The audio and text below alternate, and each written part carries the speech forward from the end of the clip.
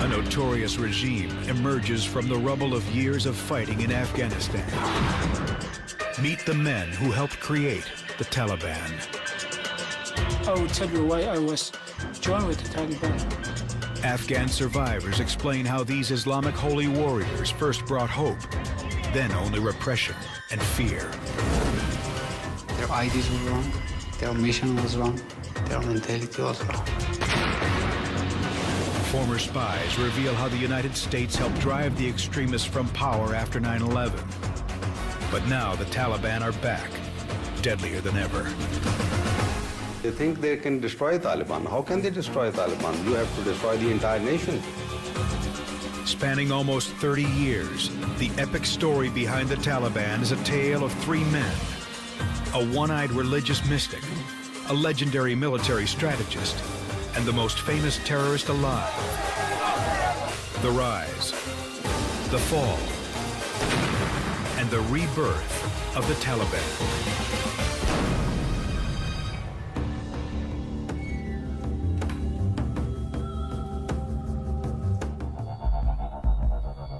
It's 1989, and the latest battle in the Cold War between the United States and the Soviet Union plays out here in Afghanistan.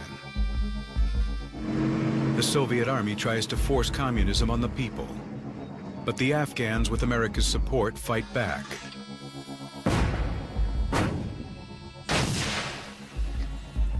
An Afghan rebel named Mohammed Omar readies his rocket-propelled grenade and waits for a Soviet convoy to approach. He is the future ruler of Afghanistan.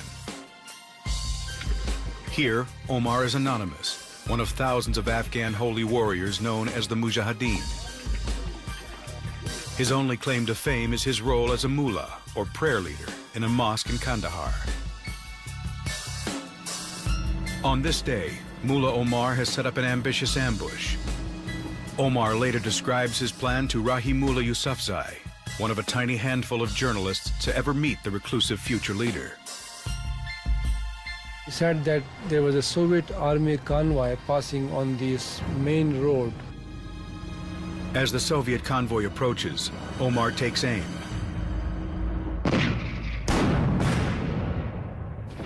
His perfect shot levels one of the Soviet vehicles.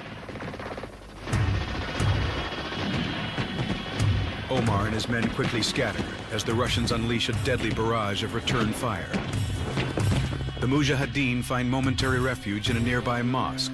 Soviet bullets follow them, raking the mosque's walls. But what looks to be the end of Omar's life turns out to be just the beginning of his legend. In the chaos of the firefight, a piece of shrapnel hits Omar in the right eye. His eye is ruined, dangling from its socket, but still Omar continues to fight. Removed it from the socket and he threw it out and he kept fighting, although there was blood falling on his face. Omar survives the Russian assault, and soon the streets of southern Afghanistan are buzzing with tall tales about the courage of the 6'6" mullah. Later reports suggest Omar's right eye was probably removed after the fighting in a Pakistani hospital. But the legend is what endures. Omar's destiny is to lead the Taliban, a powerful movement to bring stability to a country ripped apart by war. But instead of the Islamic utopia Omar envisions, the Taliban will turn Afghanistan into the world's worst humanitarian disaster. It was very hard to control yourself to do not cry. They were beating people always. Every single tree was burned.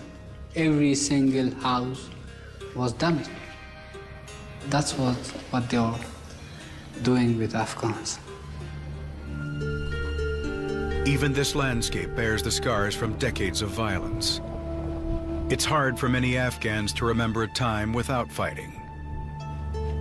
But it wasn't always like this. Afghanistan once knew peace.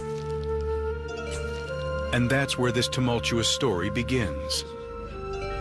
It's 1973, and King Zahir Shah rules the country as a modern democracy with free elections, women's rights, and strong international relationships. But later that year, the prosperity starts to unravel. Massive political upheaval is about to set Afghanistan on a ruinous path. First, King Zahir Shah falls in a power struggle and is banished to exile in Rome. Over the next 6 years, new leaders come and go, and Afghanistan's inner turmoil helps make it an inviting target for the most powerful force in the region, the Soviet Union. In 1979, Soviet leaders are seized by Cold War paranoia.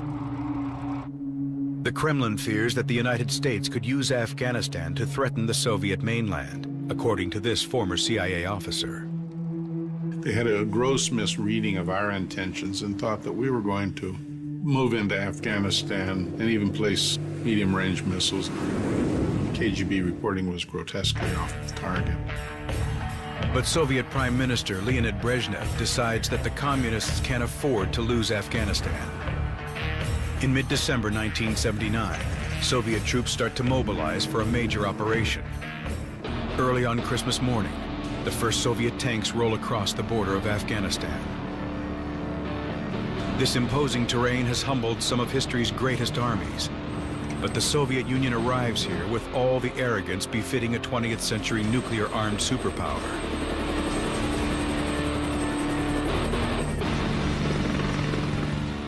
Only a small rebel militia opposes them, a band of simple men like Mullah Muhammad Omar, armed with little more than their Islamic faith. CIA officers like Michael Scheuer assess this mismatch and make a cold judgment. Afghanistan will end up as a Soviet satellite. I think initially there was very few people in the American government who didn't believe that the Russians would ultimately prevail, because they had modern guns, because there were so many of them, and because they were brutal. Within months, the Soviets occupy most of the major cities. But getting into Afghanistan has always been the easy part. It's holding on to the country that has proven historically difficult. For centuries, the Afghan people have resisted occupying forces, from the Greek armies of Alexander the Great to Genghis Khan's Mongols and the imperialist British Empire. One of the earliest names for Afghanistan is Yagistan. It's called the land of the unruly. The Afghans are not people you can control or order to do anything. They do have a strong warrior culture. They do have a strong warrior history. 3 years into the Soviet occupation, the Red Army still can't completely stamp out the resistance. Now, U.S. intelligence officers start to reconsider their opinion of the Afghan Mujahideen. We began to appreciate the qualities of the Afghans, their ability to absorb punishment, the strength of their faith, their ingenuity in designing ways to kill the Russians.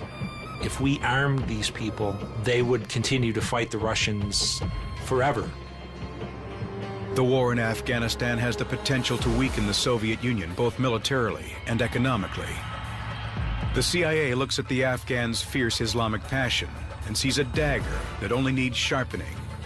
Then, the Mujahideen can make the Soviets bleed. New U.S. President Ronald Reagan decides to intensify a covert CIA program, first begun under Jimmy Carter. America will secretly support the Afghan rebels. The Congress was virtually united in giving whatever aid they could to the Mujahideen in Afghanistan, partly because of the feeling that the Russians were a Goliath kicking in the head of a David, but also because a lot of them wanted revenge for what happened in Vietnam. In Vietnam, Moscow supported America's adversary, the North Vietnamese. Now the CIA hopes to give the Soviets a long, drawn-out guerrilla conflict of its own, but they'll have to do it quietly. An overt confrontation could trigger World War III. To disguise U.S. involvement, the secret program requires the cooperation of several Islamic countries sympathetic to the Afghan Jihad, or Holy War. Saudi Arabia agrees to help put up the money, and Pakistan accepts the job of getting the cash and guns into the hands of the Afghans. Pakistani General Hamid Gul will be the gatekeeper through which U.S. arms and money must pass on their way into Afghanistan. Today, Gul is a militant Islamist who has publicly called for Muslims to attack American troops wherever they are deployed. But during the 1980s, he was eager to help the United States fight the Soviets. The Red Menace had to be defeated. It was a daunting task. Pakistan took up the challenge. Pakistan's Inter-Services Intelligence, or ISI, will transfer ever-increasing amounts of American money and sophisticated weaponry over the legendary Khyber Pass and into the hands of the Mujahideen. U.S. spending on the CIA's Afghan program grows from $30 million in 1981 to $200 million by 1984, with Saudi Arabia matching every dollar. Soon, the Afghan resistance is doing better than CIA officers ever thought possible. Mujahideen warriors have killed or wounded an estimated 17,000 Soviet soldiers. Victor Munayan was a Red Army medic who saw many of his fellow soldiers return from the battlefield in body bags. Some were captured. We would recover pieces of soldiers. Only with the pieces could we identify who it was.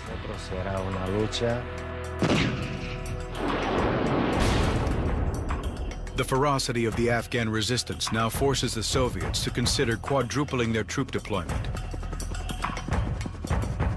But the Afghans are getting reinforcements too. Thousands of Islamic volunteers from all over the world are arriving in Pakistan to join the jihad. Among the volunteers is a wealthy young Saudi named Osama bin Laden.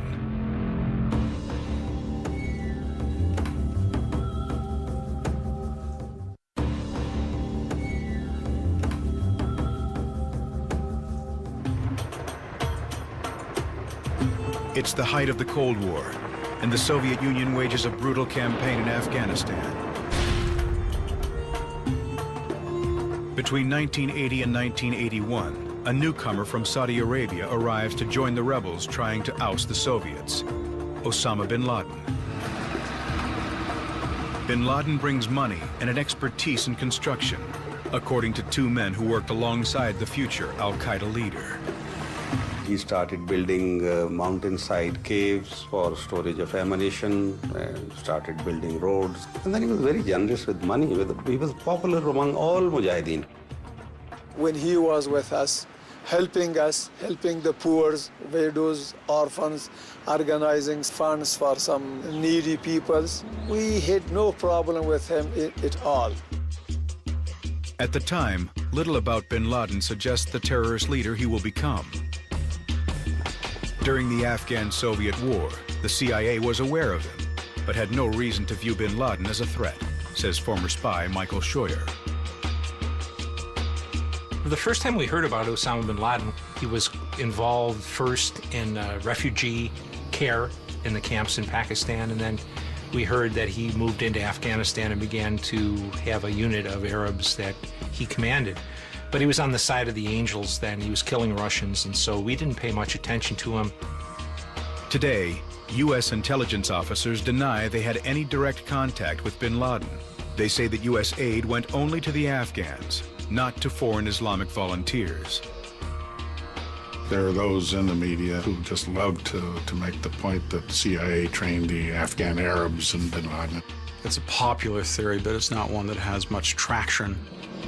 People like bin Laden came with their own money, a built-in hatred for America, and access to weaponry either from their own sources or from the Pakistanis. They wanted nothing to do with us.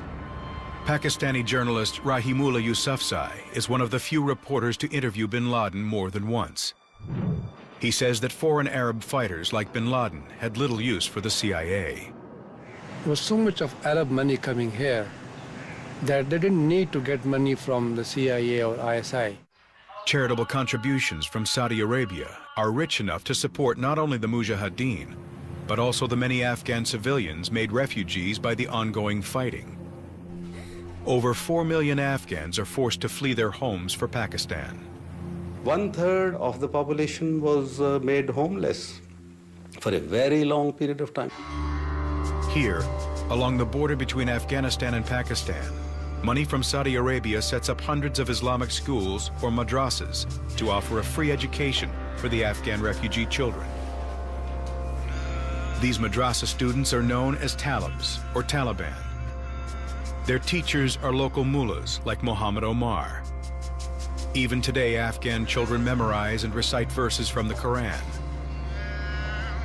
But during the desperate time of the Soviet war, many of these Islamic schools were used for a different purpose. In certain areas, these madrasas were used to train the people and to send out the jihadis into Afghanistan. Mullahs like Muhammad Omar send the Taliban to fight the Soviets with America's blessing, according to current Pakistani President Pervez Musharraf. Taliban were the heroes in those days. People from madrasas were given military training, armed and sent across by us, by United States, by everyone.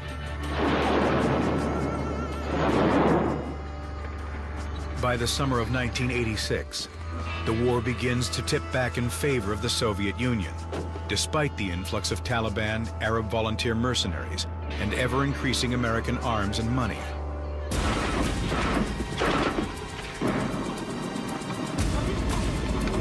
The Soviets have shifted their strategy to exploit the Afghans' biggest weakness. The Mujahideen have no effective air defense system.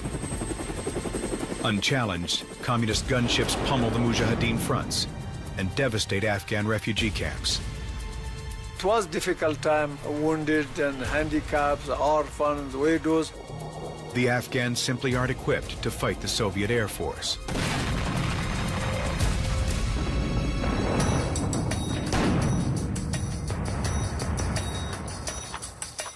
If we wanted the Russians to be beaten, Mujahideen had to have an air defense capability. With the help of this top-secret American-made anti-aircraft weapon, the war is about to take a decisive turn. The Stinger is a shoulder-launched missile that uses heat sensors to lock onto low-flying aircraft.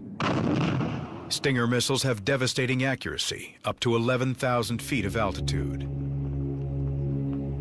On September 26, 1986, the Afghans prepare to use the new weapon for the first time.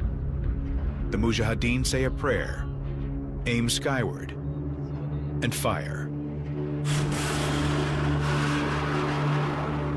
The Soviet aircraft plummets harmlessly toward the earth. When the Stinger was introduced, it made all the difference. This was a turning point. After we received the Stinger, we were able to master in big numbers. I will bring Mujahideens from different provinces together, make a very mighty force out of them. Soviet pilots learned to fear the Stinger so much that they often refused to fly low enough to hit their targets. For the first time since the war began, a Mujahideen victory actually seems possible. Soviet Prime Minister Mikhail Gorbachev faces a painful choice. What the Stinger did is to force Gorbachev and the Politburo to a decision point. They decided they had bled enough. 3 years later, the world watches the final chapter in one of history's biggest upsets. On February 15, 1989, the Soviet Union completes a full retreat from Afghanistan. After 10 years, billions of dollars in arms and support from the US, Pakistan, and Saudi Arabia, and 1.5 million Afghan lives, the war is over. Afghan was very happy to celebrate the withdrawal of the Soviet Union. Men and women was thinking that now we will be having very good Afghanistan.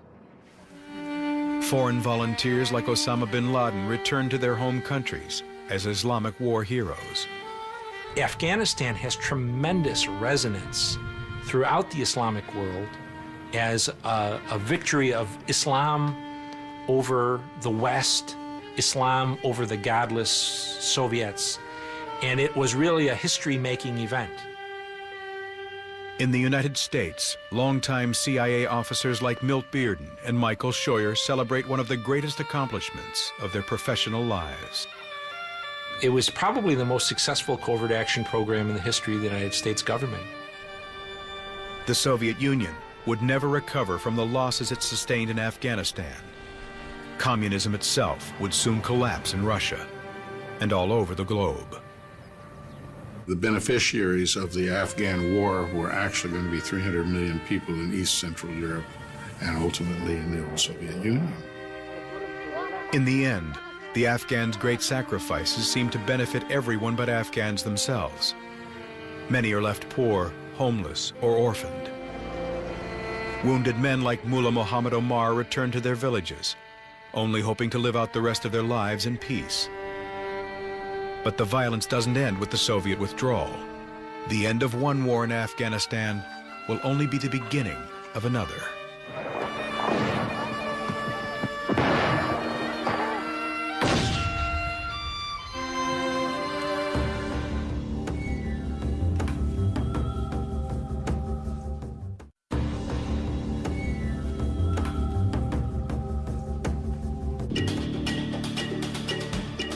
By 1989, the holy warriors who helped Afghanistan drive out the Soviet Union are embracing new causes.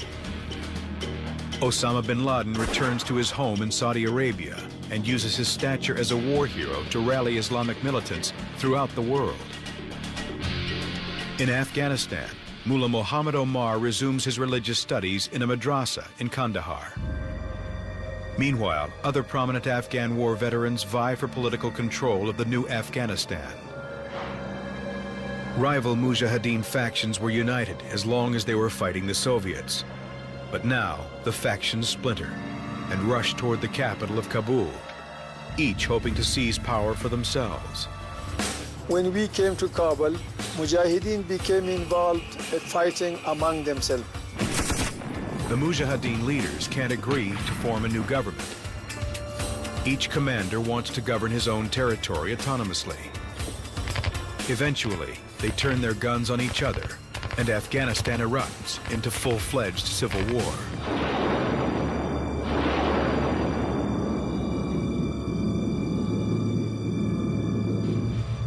The Mujahideen trade devastating rocket attacks in Kabul, Afghanistan's most densely populated city.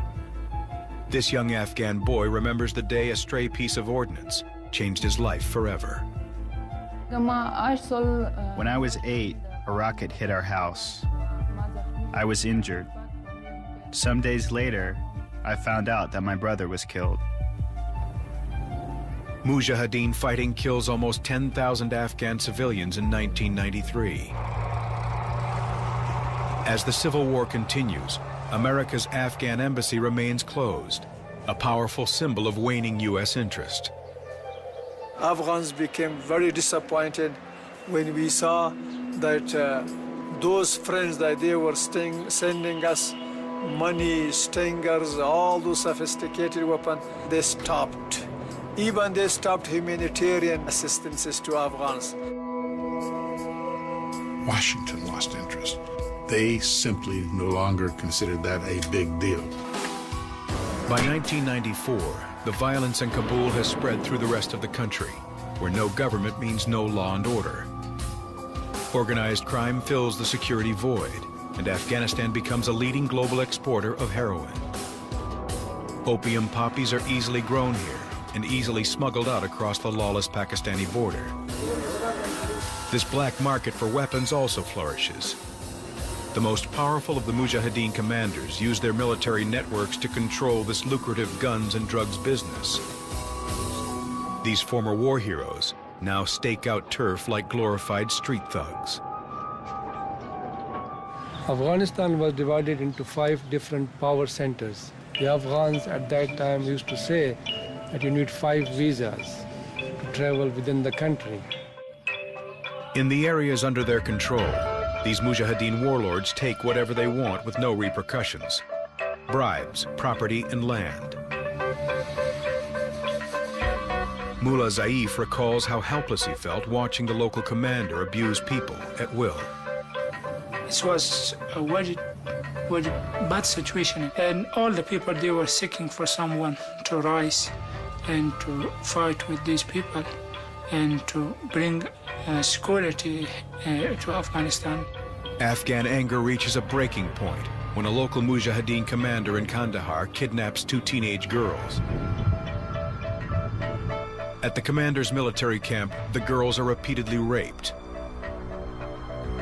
Looking for justice, the villagers of Zinasgar province turned to the local mullah, a one-eyed veteran of the Afghan-Soviet War, Mohammed Omar. Omar has never been a man to run from responsibility. At a young age, he lost his father and had to learn to provide for his peasant family. Omar spent his teenage years wandering from village to village, offering religious instruction in exchange for shelter and food. When the war with the Soviets came, Omar answered the call. His courage in battle was legendary. Now, Omar only wants to quietly return to his Islamic studies. But when the local commander dishonors these two girls and their families, the one-eyed mullah is ready to stand up and fight. Omar enlists the help of 30 Islamic students, the Taliban. I will tell you why I was joined with the Taliban. We have responsibility to protect the people and to protect the area. Armed with just 16 rifles, Mullah Omar leads his vigilante group in an attack on the warlords' base. They commandeered a tank and ran over at least the bottom extremities of this warlord. After freeing the girls, Omar and his followers hang the commander's dead body from the barrel of the tank. That is what the beginning of Taliban. This was the chosen of Mullah Muhammad Omar. Soon after, Mullah Omar has a vision. The Holy Prophet Muhammad coming into his dreams and telling him to pick up the gun and fight the Mujahideen, and that he's going to establish his rule all over the country. In the months ahead, the Taliban will make Omar's dreams a reality.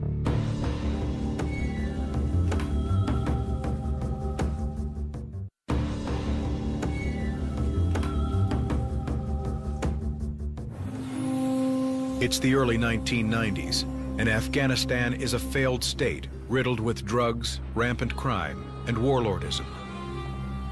But stories circulate about a one-eyed mullah bringing hope to the people of Kandahar. Mohammed Omar never asked to lead the Taliban movement. He believes he was simply chosen by God.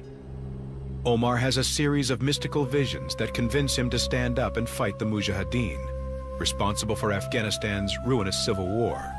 Omar's rise from local mullah to national prominence happens almost overnight, according to a rare few who know the Taliban leader. Nobody could imagine that this unknown fellow, poor fellow, he didn't have even a proper home.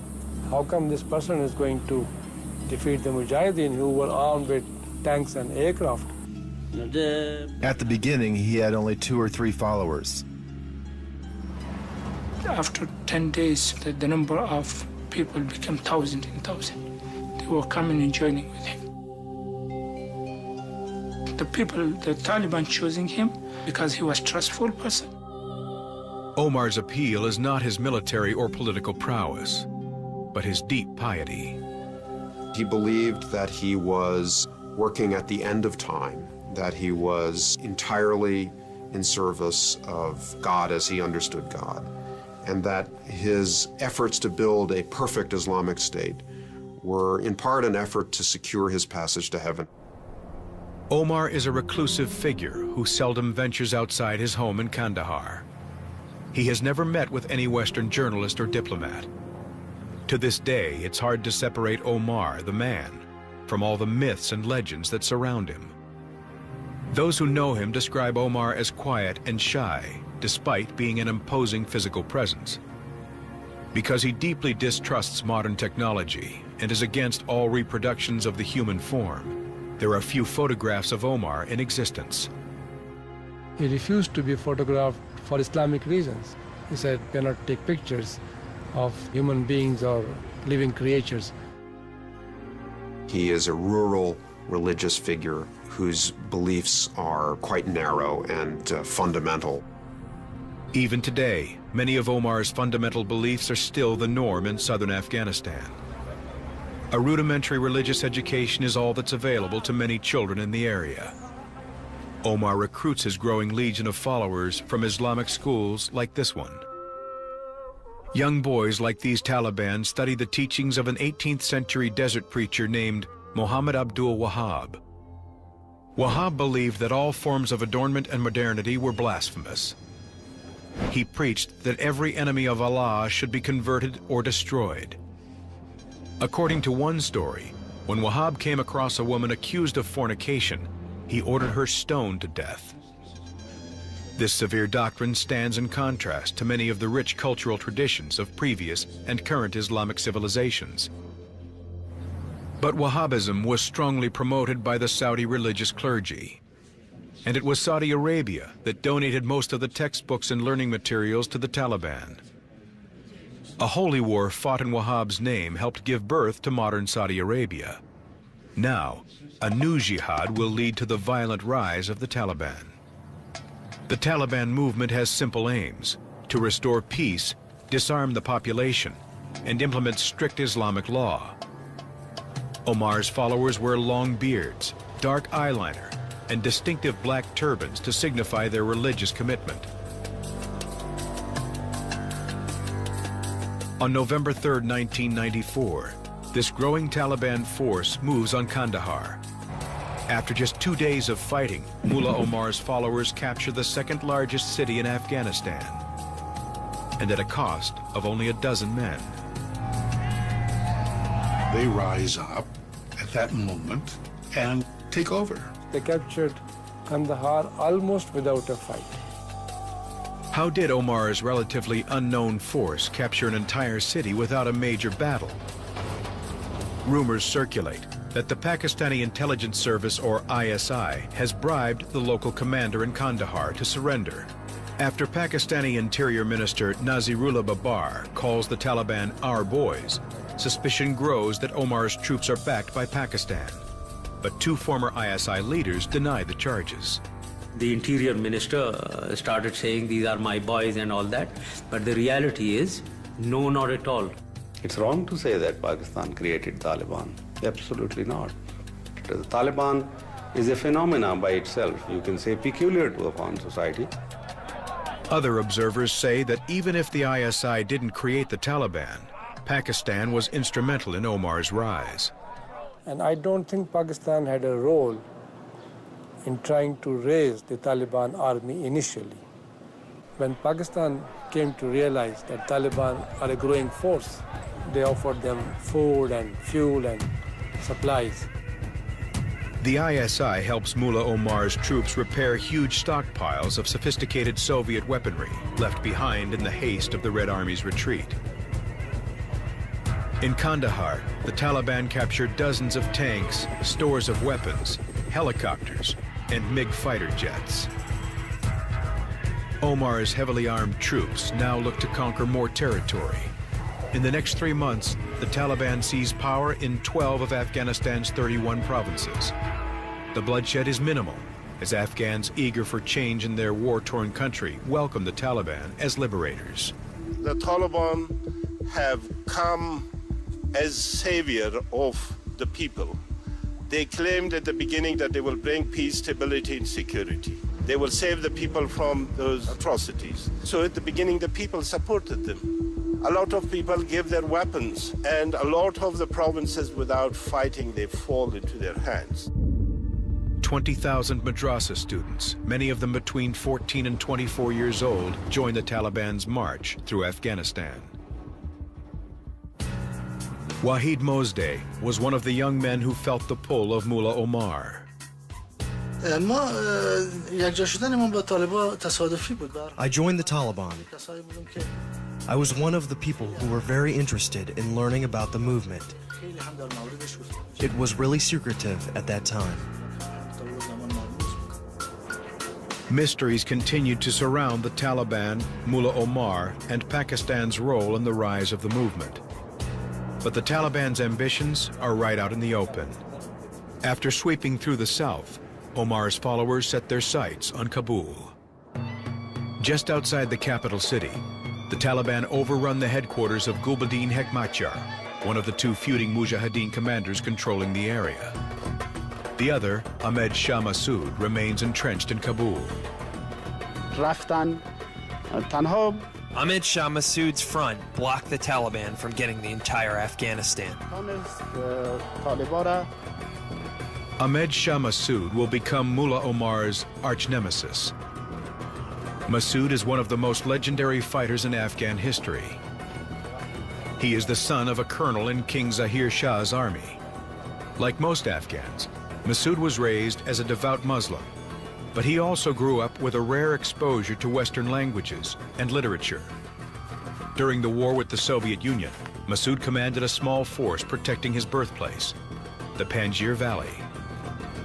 His use of innovative guerrilla tactics helped the Afghans win countless battles against better trained, better armed Soviet troops.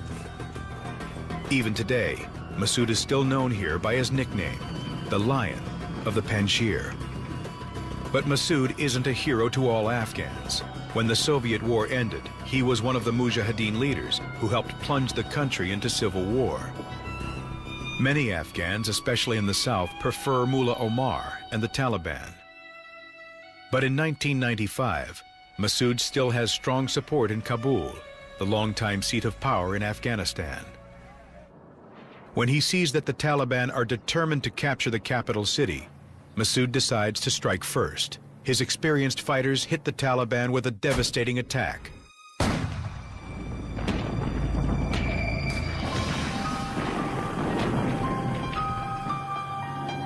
After taking at least 3,000 casualties, Omar's troops are finally forced to retreat from Kabul.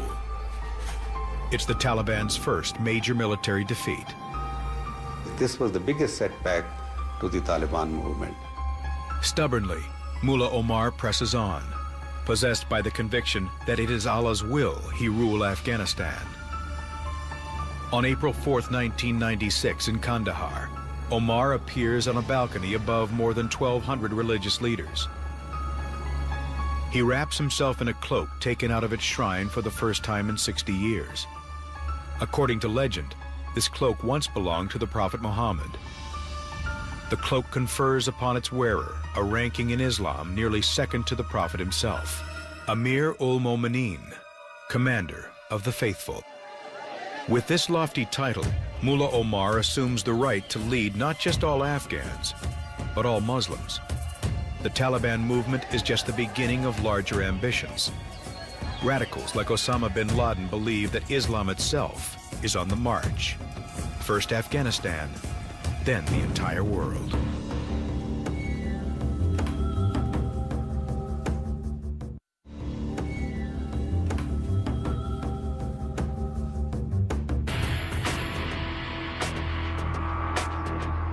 In spring of 1996, the Taliban lay siege to Afghanistan's capital, Kabul.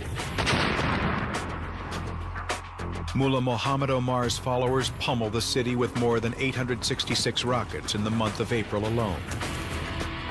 But the forces of Ahmed Shah Massoud repeatedly turn the Taliban back.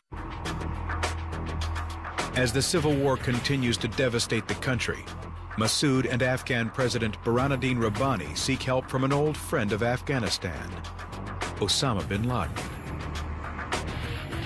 Bin Laden is living in Sudan, Africa. Here, he organizes other Arab veterans of the Afghan-Soviet War into an early version of Al-Qaeda. But in 1996, the Sudanese government tells bin Laden to find a new base for his terrorist jihad.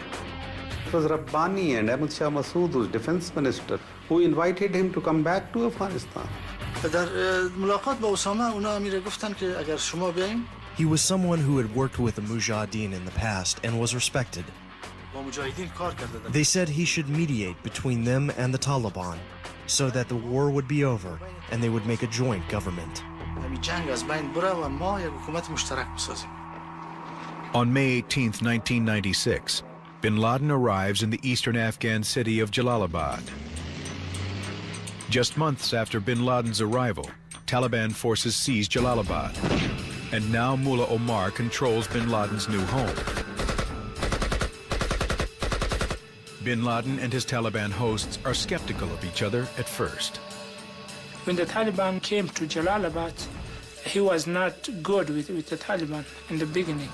Simply, they gave an asylum to him, and they told him to stay under the Taliban area, and you are a guest, you are a Mujahid, and we are respecting to you to be in Afghanistan. This was the relationship between Taliban and Osama. Bin Laden had never met Taliban leader Mullah Omar, but by all accounts, Bin Laden and Omar quickly developed a personal relationship. I think there is a mutual respect between the two men based primarily on their religious beliefs and the fact that they both have fought and been wounded fighting the enemies of the faith. Former Taliban say Bin Laden believes in Mullah Omar's Islamic vision for Afghanistan. Before he was thinking the Taliban, they are not good people. And after that, he confessed that he was not in the right way. And the Taliban, they are the right people, they are religious and they are following the way of Islam. Osama joined the Taliban. Exactly how Omar won Bin Laden's loyalty is still a mystery. But the future Al-Qaeda leader spends $3 million of his own money to bribe the last commanders standing between the Taliban and their ultimate goal, Kabul. The Taliban are now backed with money, arms, and supplies from Bin Laden, Pakistan, and Saudi Arabia. Mullah Omar is about to fulfill his destiny as ruler of a new Islamic emirate of Afghanistan. On September 26, 1996, the Taliban roar into Kabul in pickup trucks with heavy machine guns mounted in their beds. Ahmed Shah Massoud knows he can't repel this overwhelming force. Instead, he decides to retreat with his army and live to fight another day. That night, scores of Taliban troops enter an empty city. Shukriya Barakzai remembers how eerily silent it was in Kabul when the Taliban first arrived. There was a quiet, there was just few cars was on the streets full of Talibans. When the Taliban was camped to Kabul, at that time I was pregnant and I was really optimistic. I was believed that, oh, that's the new life. Finally we got the peace. But soon, just after a few hours, I got to know that I was wrong. A special Taliban hit squad mobilizes within hours of entering Kabul. Their target, Najibullah, the communist leader and former Afghan president. The assassins find Najibullah and his brother in an unguarded United Nations compound. The Taliban torture Najibullah and his brother to death. Omar's followers hang the dead bodies from a traffic light. They stick cigarettes between the corpses' fingers and stuff Afghan money into their pockets to indicate the corruption and debauchery for which the Taliban have sentenced them to death. As Afghans awake the next day to discover these corpses, the message is clear. A violent new power has arrived in Afghanistan. I saw those men, they was against Dr. Najibullah, but they cry for Najibullah. Why this violence was happened to him?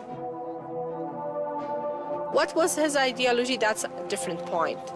But what Taliban did, that's really bad. Who was Taliban? Who gave them rights to do that?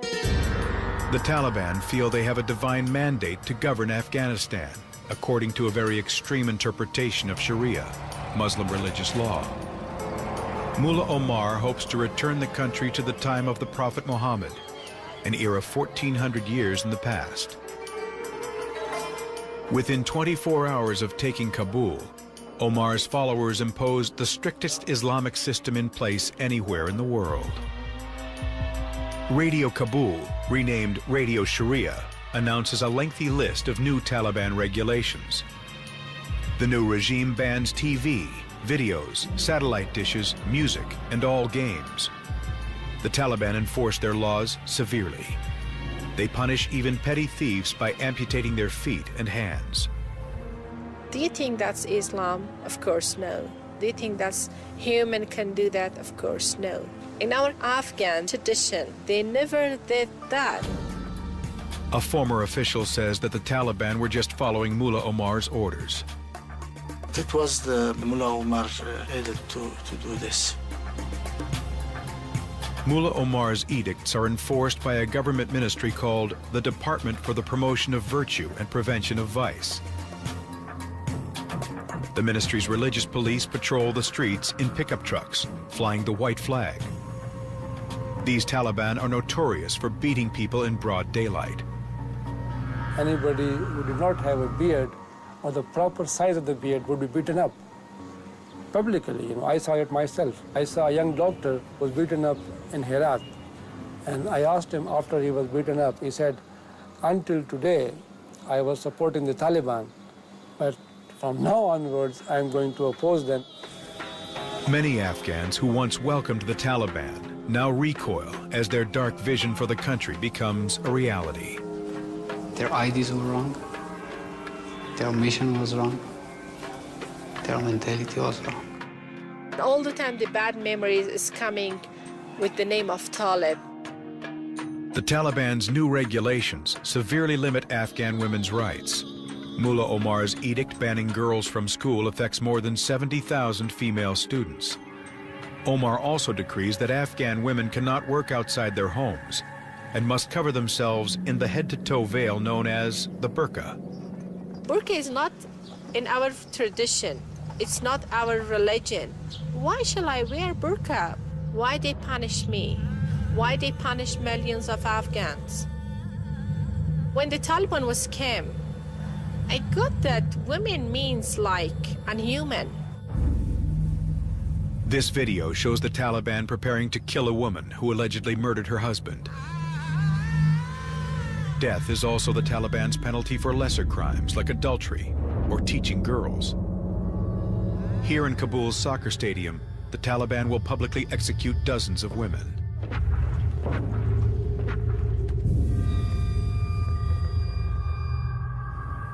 The future looks bleak for Afghans old enough to remember what Afghanistan was like before the Soviets, the Civil War, and now the Taliban.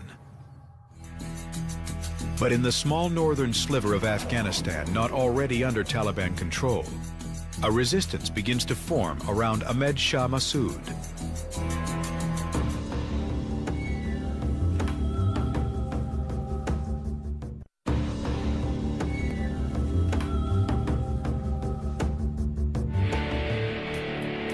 By the late 1990s, Mullah Muhammad Omar and the Taliban, his extremist Islamic regime, rule most of Afghanistan. The Taliban deliver on their promise to bring security to the country. But security comes at the cost of personal freedom. Under the Taliban's so-called Islamic regulations, it's a crime to wear fingernail polish, take a photograph, or invite a foreigner to your home for tea. Some of these laws are based on an ancient tribal code. Mullah Omar and most of the Taliban are Pashtuns, Afghanistan's largest ethnic group. But the Taliban encounters other tribes as it conquers new territory. These Afghans refuse to submit to Pashtun traditions. When people in Afghanistan realized or discovered the reality of Taliban, the resistance was getting power. Legendary commander Ahmed Shah Massoud leads the anti-Taliban resistance. When the Taliban took Kabul, Massoud retreated to the north and his birthplace, the Panjshir Valley.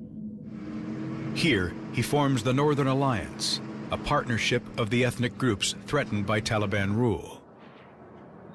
Massoud is a Tajik. Afghanistan's other minority groups include the Uzbeks and the Hazaras.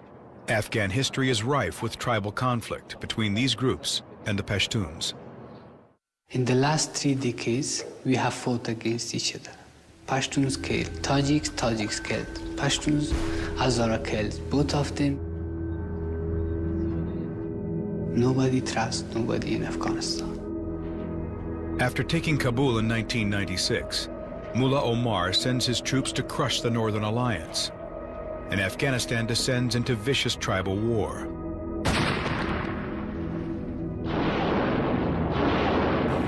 Soldiers won't be the only casualties in this ethnic conflict. The Taliban also targets civilians. Omar's followers unleash a devastating new weapon: hunger. It's the winter of 1998, and the Taliban have closed off all viable roads into the Hindu Kush Mountains. These roadblocks bar United Nations food convoys from reaching the homeland of the Hazaras, a tribe of Afghans thought to be descended from Genghis Khan's Mongol warriors. As temperatures dip below freezing, food shortages affect at least 1 million people. Starving Hazara children play a modified game of cops and robbers, in which they fantasize about ambushing a convoy of wheat and bringing it home to their hungry families. They call the game Taliban. The Hazaras were rebellious and the Taliban were meeting resistance. So Afghans tend to be ruthless when it comes to taking revenge. Revenge factor, which is in the Afghan blood. Important religious differences add to the bad blood. The Taliban are largely Sunni Muslims, while the Hazaras are mostly Shiites. Islam split into these two groups in the 7th century over a disagreement about who should succeed the Prophet Muhammad. Traditional Muslims do not view Shiites as non-believers. They're recognized as being Muslims. They're within the Muslim community. But to the Taliban, the Hazara Shiites are infidels, or worse. What you're seeing is simply the application of an interpretation of Islam that makes Shia less than human beings. Now the Taliban embark on an ethnic cleansing campaign. This Hazara woman remembers the terrible day Taliban troops came to her province. When the Taliban came and took the houses, they martyred all the men. They killed them. My brother was 10 then. They beat him in the head with a cable so much that his nervous system got damaged. In Mazar-e-Sharif, the Taliban kill at least 5,000 Hazaras, according to UN estimates. The only thing standing in the way of future Taliban massacres is Ahmed Shah Massoud. Civilian refugees soon flock to the protection of Massoud and the Northern Alliance. 400,000 people were displaced by Taliban. The only way to support these people was 2 helicopters that Commander Massoud had. The helicopters were bringing breads from Tajikistan. As Massoud wins hearts and minds, he also begins to see some success on the battlefield. The Taliban have more men and better weapons, but few in Afghanistan can match Massoud's military mind. Fazal Ahmed al-Manawi was a Northern Alliance commander. Ahmed Shah Massoud would fight using tactics and would gain a lot with a few casualties. He paralyzed the Taliban several times or caught them by surprise. With Massoud standing his ground against Mullah Omar, regional powers cast different bets on which group will control Afghanistan's future, the Northern Alliance or the Taliban. For Pakistan, the choice is simple. Generally, Taliban were Pakhtuns, and Pakistan has a geographic linkage and an ethnic linkage with the Pakhtuns. This Northern Alliance was supported by our enemies, basically Iran, India, and Russia. Now, what was the choice in Pakistan? The choice was being with supportive of Taliban. Saudi Arabia and the United Arab Emirates joined Pakistan as the only countries to recognize the Taliban as the legitimate government of Afghanistan. The Taliban also become a pet cause amongst Islamic militants, including the budding terrorist leader Osama bin Laden. Bin Laden and Omar have become fast friends during bin Laden's exile in Afghanistan. Today, former CIA officers reveal what American intelligence agencies knew about the growing connection between the two men. Bin Laden was helping Mullah Omar toughen his army in providing expertise to the Taliban about how to build highways, about how to run their economy, about how to improve agricultural production. One of the things I discovered when I went there was the extent to which the Taliban and bin Laden had more or less merged. With Mullah Omar's blessing, bin Laden opened several terrorist training camps around the Kandahar area. What bin Laden did for the Taliban is, in exchange for the territory he held and all the hospitality that he was shown in his time in Afghanistan, he gave them men. The front lines of the Taliban's war against the Northern Alliance are soon teeming with holy warriors from around the globe. the forerunner of bin Laden's terrorist army, Al-Qaeda. Many are Pakistanis. According to former CIA officers, current Pakistani President Pervez Musharraf was responsible for sending scores of Pakistanis to fight alongside bin Laden and the Taliban. Musharraf wanted his troops to gain combat experience in Afghanistan before being deployed against India in the long-standing war over Kashmir. General Musharraf was instrumental in using Afghanistan as a training ground for the guerrilla campaign in Kashmir. The freedom struggle in Kashmir, 17 years that goes on. We were killing each other on the border every day. Kashmir-bound Pakistanis, bin Laden's Arab fighters, and fresh recruits from the madrasas along the Pakistan-Afghanistan border combined to give the Taliban an enormous advantage over Massoud's Northern Alliance. Ahmad Shah Massoud was in constant trouble. He was a better tactician than any tactician they had on the other side, but he didn't have the manpower. The army of Islamic extremists arrayed against the Northern Alliance will soon prove dangerous to the entire world. These unabashedly anti-American groups continue to thrive in Afghanistan, even while their future target pays little attention. Even after the rise of bin Laden, the truth be told, you don't have a great deal of interest inside of the State Department or inside of the CIA or the Pentagon with Afghanistan. Soon, Osama bin Laden will give America a wake-up call.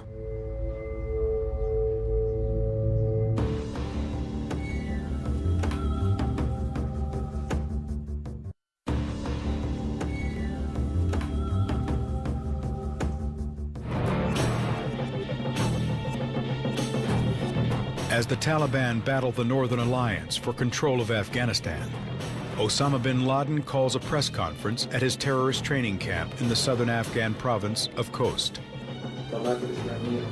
In this video, bin Laden declares war on the United States, announcing that every Muslim has a sacred obligation to kill Americans.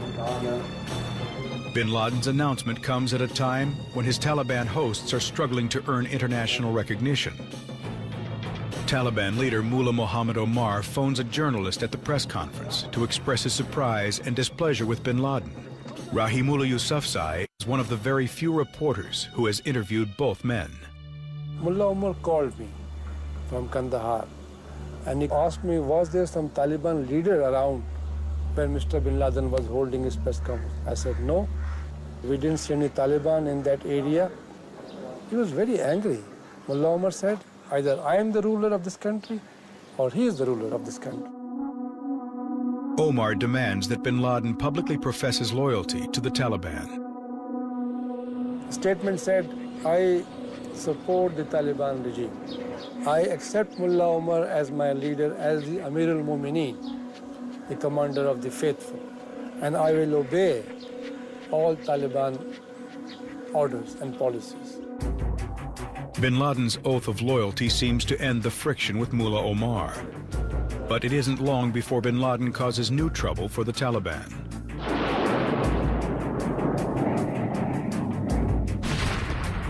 On August 20th, 1998, U.S. Tomahawk missiles slam into bin Laden's terrorist training camp in Khost, the same location that hosted his declaration of war against America. The U.S. strike is in retaliation for the bombing of American embassies in Kenya and Tanzania just weeks before. The U.S. believes bin Laden is behind the attacks.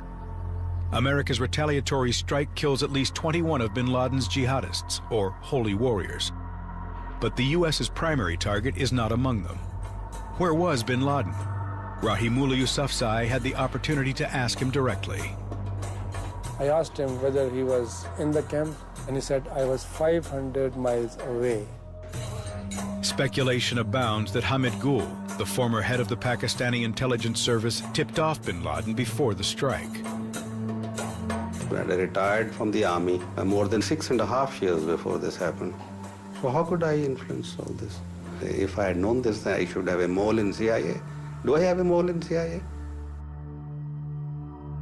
Go and ask them. Have they found that mole? Mullah Omar also has questions about U.S. intelligence.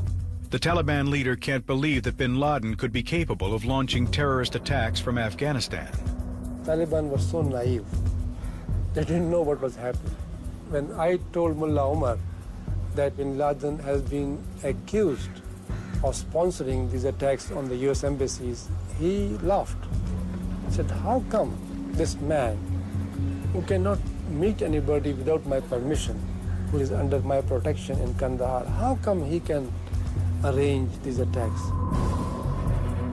Outraged over America's allegations, Mullah Omar lashes out at the US president personally. He calls Bill Clinton a liar and a man devoid of decency and honor, a pointed reference to the Monica Lewinsky scandal.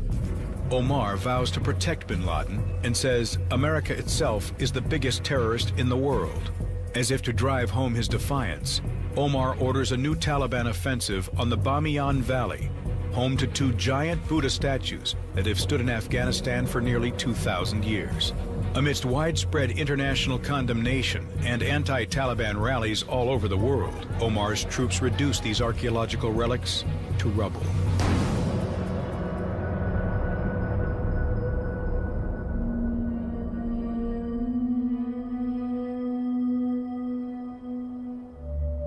It is just the latest in a series of moves isolating the Taliban from the international community. After the East African embassy bombings, Washington begins to realize that the Taliban and Osama bin Laden are inextricably linked. There was a belief that maybe perhaps the Taliban could be separated from bin Laden. I think that view was incorrect, and it was pretty apparent by 1998. We know, for example, that even their main benefactor, the Saudis, went there and said, you should turn him over. And Mullah Omar said, you know, I only have one question for you. When did the Saudi royal family become the lackeys of the Americans? Saudi Arabia eventually withdraws financial support for the Taliban, leaving Pakistan as Mullah Omar's only remaining provider. Meanwhile, Al-Qaeda uses its Afghan base to mount ever bolder terrorist operations. Bin Laden's followers attacked the USS Cole in October 2000. An Al-Qaeda recruitment tape surfaces a few months later, with bin Laden promising more blood and destruction. Now, on September 9, 2001, the first stage of the most ambitious terrorist attack in history is underway.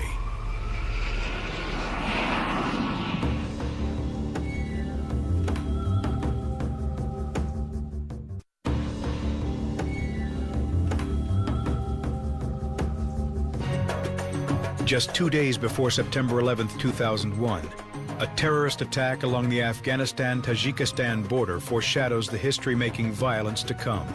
Two Arab journalists traveled to the headquarters of the anti-Taliban resistance for a television interview with Northern Alliance leader Ahmed Shah Massoud. Massoud's friend, Fahim Dashti, hopes to get some good footage for the documentary he's making about Massoud's life. When I heard that the two Arabs went to interview Commander Massoud, I took my camera and I went with them together. The Arab journalists carry a letter of recommendation, supposedly from London's Islamic Observation Center. But the letter is a fake. In fact, it was composed on a Kabul computer, frequently used by Dr. Ayman al-Zawahiri, second in command of the terrorist group Al-Qaeda. When Massoud asks what the interview will be about, the so-called reporters answer Al-Qaeda, the Taliban, and Osama bin Laden. Everyone who'd be happiest to see the Northern Alliance leader dead. Then the interview begins, and the reporters spring their deadly trap. I was busy with my camera. I heard a voice of explosion. A bomb hidden in the Arab reporter's camera instantly kills the cameraman and rips through the rest of the room. My eyes was closed, and I feel that I burned my hands, my face, my legs. Massoud has also been hit. He and Fahim Dashti are both airlifted to a hospital in Tajikistan. But it's a week later before Dashti hears any news about the Northern Alliance commander. In that night, my brother came and said, just be beside me, and told me that they were gonna make a museum for Chief. I said, what are you talking about? What is the necessity to make a museum for a live person? Then he did not say anything and he cried. And this was saying, This cry was saying me everything. And I feel that we lost the real leader for Afghanistan.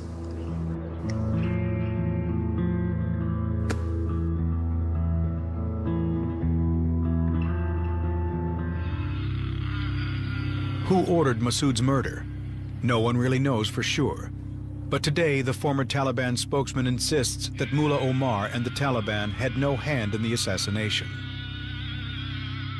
It was politic, and the Taliban denied that they were involved. And if the Taliban knows about, they will not deny it, because Massoud was enemy of the Taliban and they wanted to kill him. Taliban members allege that bin Laden and Al-Qaeda acted alone. Killing Massoud was bin Laden's way of repaying Mullah Omar for protecting him, says former Taliban Wahid Mozdeh. Osama thought he should do something, that if they killed Ahmad Shah Massoud, then the war in Afghanistan would come to an end, and none of the Taliban would be able to say that Osama's presence here was of no benefit to them. اسامه وجودش در افغانستان هیچ فایده برای ما نداره، فقط برای ما مشکل خلق میکنه. In his last days, Massoud had traveled through Europe warning world leaders that the partnership of Al-Qaeda and the Taliban was a threat not just to Afghanistan, but the entire world. Now, it's too late. Al-Qaeda's deadly attacks on New York and Washington put Osama bin Laden and his Taliban protectors in the crosshairs of a deeply wounded superpower, hungry for reprisal. On September 20th, 2001, U.S. President George Bush issues Mullah Omar an ultimatum. Tonight, the United States of America makes the following demands on the Taliban. Deliver to United States authorities all the leaders of Al-Qaeda who hide in your land. Facing an impending American attack, the Taliban hold a high-level meeting to weigh their options. Mullah Zaif attends. I wanted to convince Mullah Muhammad Omar for some way of solution, because I was confident that Afghanistan will be destroyed and captured by America. Omar's closest confidants say the Taliban leader is completely unprepared to deal with the crisis. But Taliban did not know that bin Laden was planning these attacks. Mullah Muhammad Omar swear that he said, I didn't know about September 11 and who was behind of that. Omar refuses to take the U.S. allegations against bin Laden seriously until he has a chance to ask him about them himself.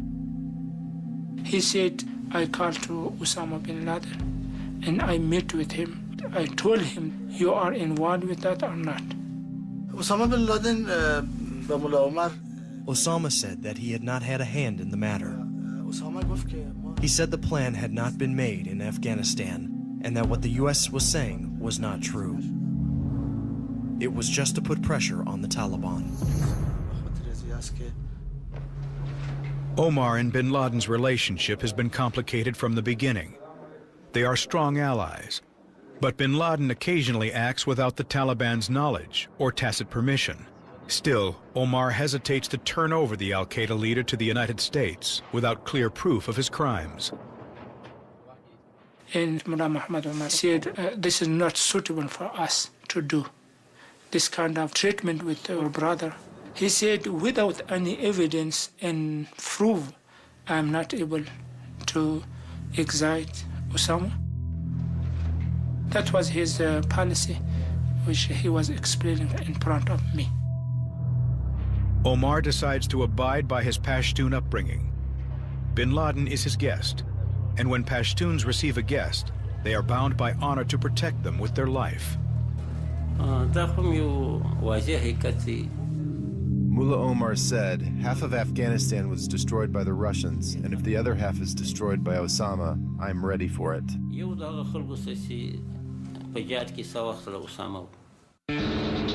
Omar tells the Taliban to ready for jihad, holy war against America.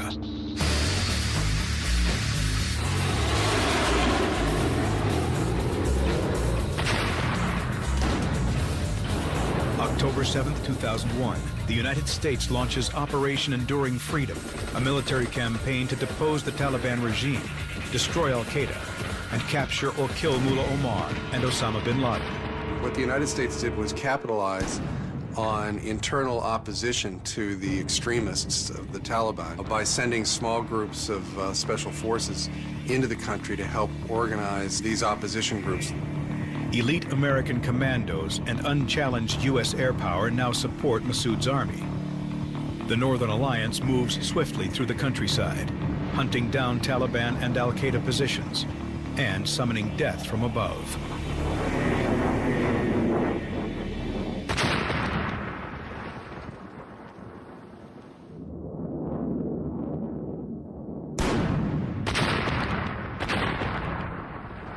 Mazar-e-Sharif is the first city to fall. Afterwards, U.S. troops and the Northern Alliance liberate the cities of Herat and Kabul in quick succession. Less than a month later, U.S. forces overtake Kandahar, Mullah Omar's headquarters, and the final Taliban holdout. They came to my house and they captured me for 1 year and 10 months. I was in the detention of America until I was released from Guantanamo. American troops take Taliban and Al-Qaeda prisoners by the truckload and ship them off to an uncertain future as enemy combatants. But Osama bin Laden manages to escape. Mullah Omar also eludes U.S. forces, despite a $10 million bounty on his head. With Kandahar under siege, the Taliban leader manages a transmission to his followers. The Mullah Muhammad Umar that he will be continuing struggle for his life. When he was talking with the Taliban by talkie-walkie radio, he called to them, right now, we should be quiet and we should be again in the ground against the American. Omar tells the Taliban to put down their guns and go back to their homes until the time is right.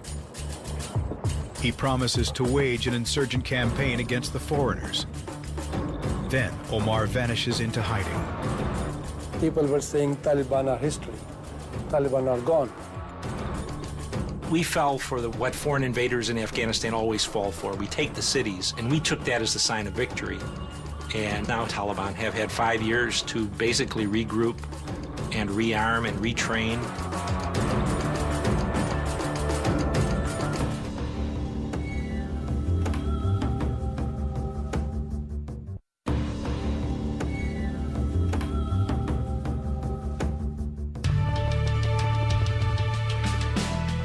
With the Taliban gone, the Afghan people welcome American troops as liberators.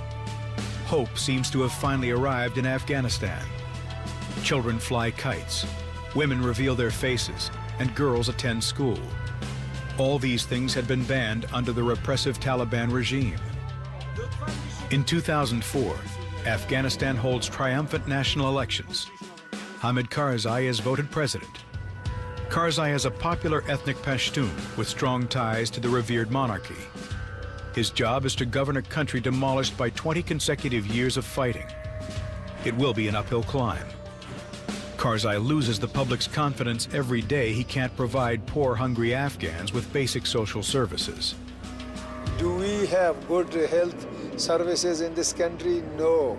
These streets, these ditches, full of filth and sicknesses, can you call this as the real life? Everybody was thinking we should lead this society towards democracy as soon as possible. But if you don't give somebody a piece of bread, how can he feel democracy is better than dictatorship? When he doesn't see a change in his life, how can he believe Karzai is better than Mullah Omar? Karzai's popular support quickly fades. Afghans are especially angry about the makeup of his parliament, which includes several notorious figures from Afghanistan's past. There are former communists from the days of the brutal Soviet occupation, notorious Mujahideen warlords from the Civil War era, and even several former Taliban. Hamid Karzai has said that Taliban are also Afghanistan's children, and they must be brought into the mainstream. But many Afghans refuse to be ruled by men with blood on their hands. Karzai struggles to extend the reach of his government beyond Kabul.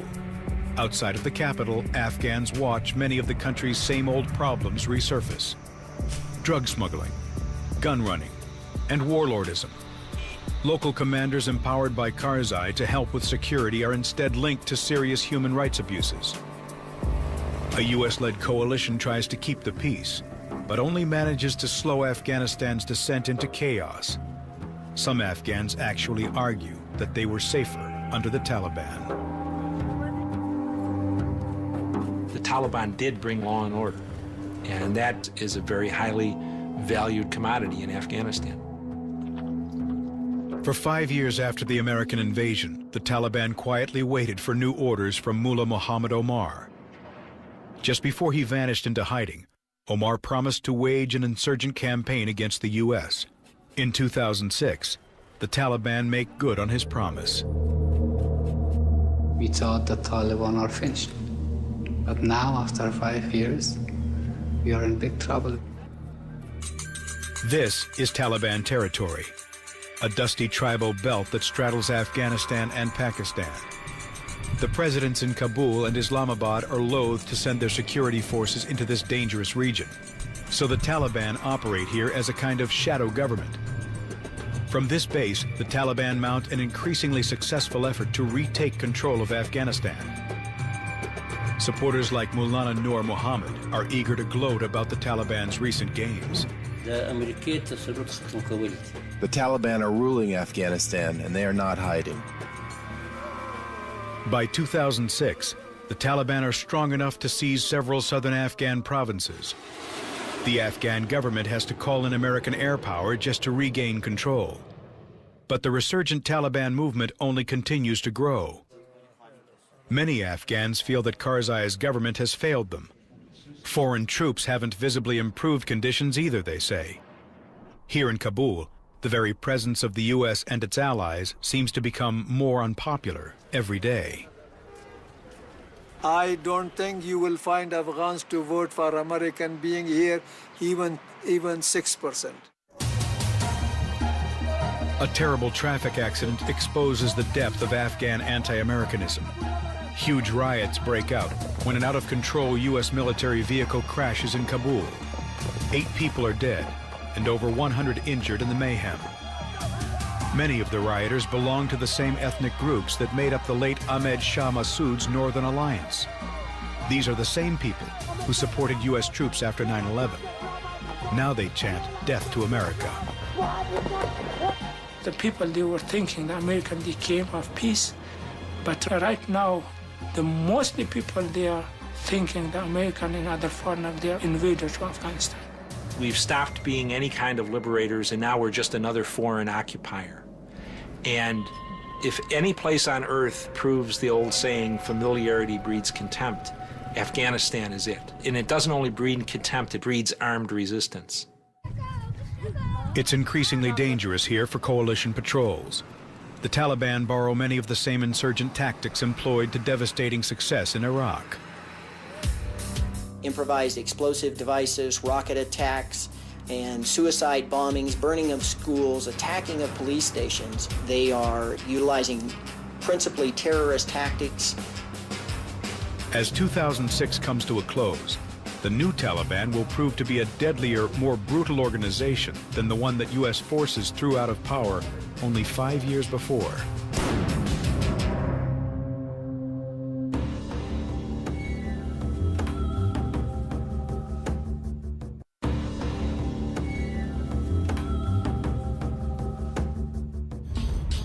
Five years after an American-led coalition liberated this war-torn country, the news from Afghanistan just keeps getting worse. A violent new insurgency kills more than 2,500 in 2006. Left for dead in 2001, the Islamic extremists of the Taliban are back. And with a bloody vengeance, one of the new Taliban's powerful supporters is Hamid Gul, former head of Pakistan's intelligence service. Gul was America's ally during the Cold War, but in the war on terror, he's on the Taliban side. The West is still making a mistake that they think they can destroy Taliban. How can they destroy Taliban? You have to destroy the entire nation. The Taliban may still be the most organized force in Afghanistan. The movement has deep roots in the south and in parts of Pakistan. Taliban leaders court thousands of new recruits with online videos showcasing successful operations against coalition troops. This recruitment videotape features the new Taliban spokesman, a one-legged guerrilla commander with a reputation for extreme brutality, Mullah Dadullah Akhund. In the wake of a battle with coalition forces, Mullah Dadullah is shown beheading 2 British soldiers, 2 Afghan women, and 27 members of the Afghan National Security Force. Dadullah, tracked for years by the CIA, was the second most wanted Taliban leader behind only Mullah Omar until recently. On May 12, 2007, he was killed in Afghanistan by NATO ISAF forces. Dadullah is one of the 10 Taliban commanders who were named by Mullah Omar on the Leadership Council. These were the 10 people who were supposed to organize Taliban fighters. In this same Taliban recruitment video, Mullah Dadullah hands future martyrs small pieces of paper, tickets to paradise. Among the 12,000 fighters Dadullah claims to command, 500 are would-be suicide bombers. Over decades of war, Afghans have been extremely reluctant to resort to suicide tactics. Well, you see, in the Afghan culture, committing suicide is the biggest sin which God will never forgive, and you go straight to hell. This Islamic leader supports the Taliban and sanctions the use of suicide attacks. It is the faith that makes a person kill himself. Who can defend themselves against suicide attacks? Even the B-52 bombers and other American weapons can't defend against them. The Taliban may be learning the power of terror from their old friend, Osama bin Laden. Some experts believe bin Laden is hiding in the tribal region between Afghanistan and Pakistan. Here, intelligence agents suspect that Al-Qaeda supports the Taliban with weapons and tactical training. The Taliban's new terror campaign turns Afghanistan into one of the world's most dangerous war zones.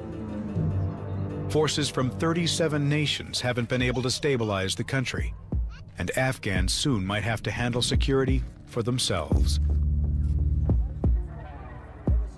There is no way that we could defeat every terrorist who walks on the face of the earth. The coalition goals are to rebuild Afghanistan, both its economy and its military, to the point that it can be self-sustaining. My unit's role is to teach, coach, and mentor the Afghan National Army. You remember how it was when the Taliban was here. Now that they're gone, it's time to bring Afghanistan together as one country. And this is called this national army. They cannot fight even for 1 hour against Taliban. The doomed effort to build new schools is one example illustrating the security problem. Time and time again, insurgents attack newly constructed schools, their teachers, and even students. The Taliban aim to discourage girls from going to school and any Afghan child from getting a secularized education. According to the Afghan government, there are more than 170 school attacks in 2006 alone. The Taliban promise more violence. They often post death threats in public places while Afghan parents sleep. These chilling notes are commonly known as night letters. Threatening letters that are left on roads where teachers will find them on their way to school, letters posted on school buildings or on the mosque. And they say things like, don't teach girls, don't send your girls to school. If you do, what happens to them will be your responsibility. The Taliban only support a religious education, like the one provided in these madrasas along the chaotic Afghanistan-Pakistan border. Students from both countries attend this particular school. This is a high school. There are many children who come to get education. Will this boy wind up fighting for the Taliban? Many like him may have already joined the movement, experts say. The madrasas are still there, like factories producing Taliban. So every year, thousands of Taliban are being added to the ones already there. Extremists are being created because of illiteracy, because of poverty. We need to mainstream the madrasas. Let's get these students of madrasas to come into our colleges and get into any other profession than being a cleric in a mosque. While some call for President Musharraf to shut down these madrasas completely, others vehemently defend the Islamic schools. This is just a conspiracy against religious education. Those who want to destroy the Muslim society and the Quran, arrest or kill the mujahideen, and raid their religious schools. Even take the small children who learn the Quran to police stations. The madrasas aren't the only pro-Taliban element based in the Afghanistan-Pakistan tribal region. Powerful Islamic factions like the Jamiat Ulema-Islam Party openly support the Taliban in Afghanistan and advocate for a Talibanized Pakistan. The Taliban do not want the American influence in their country. We have supported the Taliban, if not gone personally, to jihad with them. It's an immense challenge for coalition forces to stop the Taliban and their Pakistani supporters from moving freely over a border teeming with arms, drugs, and organized crime. To fully understand the complexity of the Afghanistan-Pakistan border, you really need to see it. Right now we are standing right close to the border between Pakistan and Afghanistan. I have about 22 kilometers of area to look after. That 22 kilometers is entirely secure. And I can assure you no Taliban is crossing from this side into Afghanistan to fight American forces. A former Taliban official disagrees. Everyone knows that the Taliban comes here from Pakistan. Their families are there, and they are equipped and backed from there. People moving freely back and forth across the border is as easy as crossing the street in the United States. Afghan President Hamid Karzai blames Pakistan for the scores of Taliban fighters entering his country. Pakistan's government points the finger right back. Let's fence this border. Let's have minefield along this border so that we are able to check the illegal border crossings. Pakistan has said it many times, but probably this proposal has not been agreed to by Afghanistan. The Taliban share their ethnic Pashtun heritage with many of their Pakistani neighbors, leading to speculation that the so-called Taliban resurgence is actually a Pashtun independence movement. Every Afghan that takes a shot at us, we call a Taliban. Maybe he is a Taliban, or maybe we just call every pissed-off Pashtun a Taliban. Pashtunistan is a movement within the tribes that straddle the border to create a Pashtun tribal homeland. And there has been a resurgence since 2001 of that kind of desire. That is a death blow to Pakistan as a national entity, because all it would leave is a sliver of territory on India's northern border, which would be indefensible. There is something bigger brewing up, and we must take actions to counter that bigger threat that may come in the future. Former U.S. spy Relmark Gorecht believes that President Musharraf might be willing to help the Pashtuns retake control in Afghanistan in return for leaving Pakistan in one piece. You should expect the Pakistanis to continue to be sympathetic, if not give outright support, to Taliban-esque forces in the Pashtun community.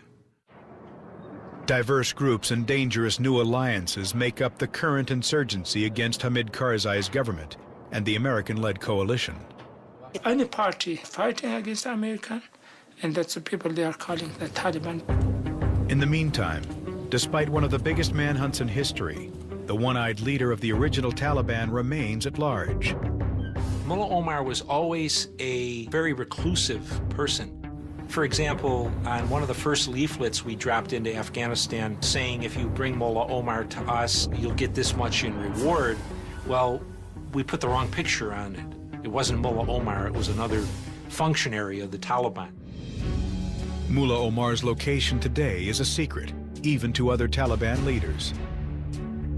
Authority of Taliban, they didn't know about Mullah Muhammad Omar. And when he is ordering something to the Taliban, he is sending video. His command is sound right now, but nobody knows where is he.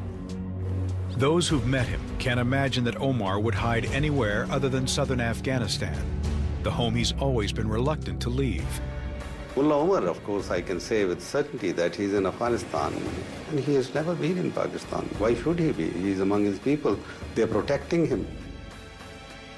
Mullah Omar is very much in that area of Kandahar. He's still there. He's operating from there now. With its leadership largely intact, its support strong in Pakistan, and an increasingly unpopular foreign occupation, the Taliban movement seems here to stay. Meanwhile, Afghanistan's living standards still rank among the worst in the world. 24 million people depend on foreign aid. Opium farmers prop up the barely existent Afghan economy. The Taliban miraculously eradicated opium poppy cultivation in 2000. But in 2006, Afghanistan accounts for 92% of the world's illegal heroin. Afghan children play amongst the rubble accumulated over 3 decades of fighting. Their average life expectancy is just 43 years.